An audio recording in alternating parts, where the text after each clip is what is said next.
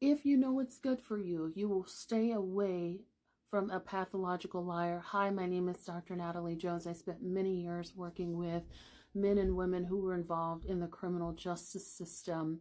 And, I just wanted to come on here and say, stay away from a pathological liar. If you involve them in your life in any capacity, you will regret it. If you overlook the lies that they tell and just sort of dismiss it and explain it away and try to justify it, and still try to say, oh, that person's never done anything wrong to me, so I'll still be nice and I'll still keep it cordial. You will regret it. I don't care if that person is family, friend, right?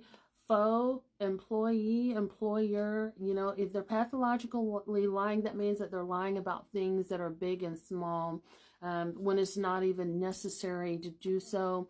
And lying comes to that person just as easily as breathing does. And so they lie just as easily as they breathe in air. And it is, it's basically who they are at their core, and that they never want people to know the real them. They never want anybody to get close to them, meaning like intimacy. So they're not going to be vulnerable. But also they will turn on you faster than a rattlesnake, and they will bite you where it hurts just at the right time when it suits them. So stay away from, from a pathological liar. They are a very dangerous person. And, spending as many years working in corrections as I have, working with people who've done a lot of bad things, is very interesting, because even among sociopaths, there is sort of a morality of sorts, and they have their limits. With a lot of sociopaths, it's like, man, and they'll kind of look at each other and be like, well, I might sell drugs, I might, I might have done a murder or something, but I'm not gonna do that I'm not gonna lie that bad. I'm not that wild. I'm not that crazy. So even amongst people that commit crimes, a lot of times there is still like a range of actions that they will do. In a lot of the men and women that I would work with, when it came time to really fess up, and I wasn't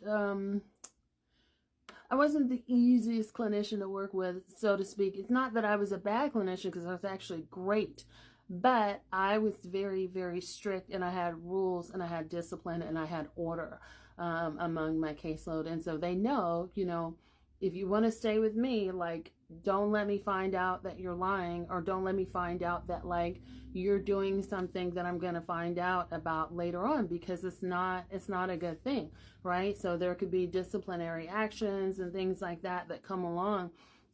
And it wasn't that I'm trying to like blackmail, but I have to be firm about like what my boundaries are, even as a clinician working with people who have dangerous personalities. And not everybody is on the same level as far as dangerousness or pathology wise.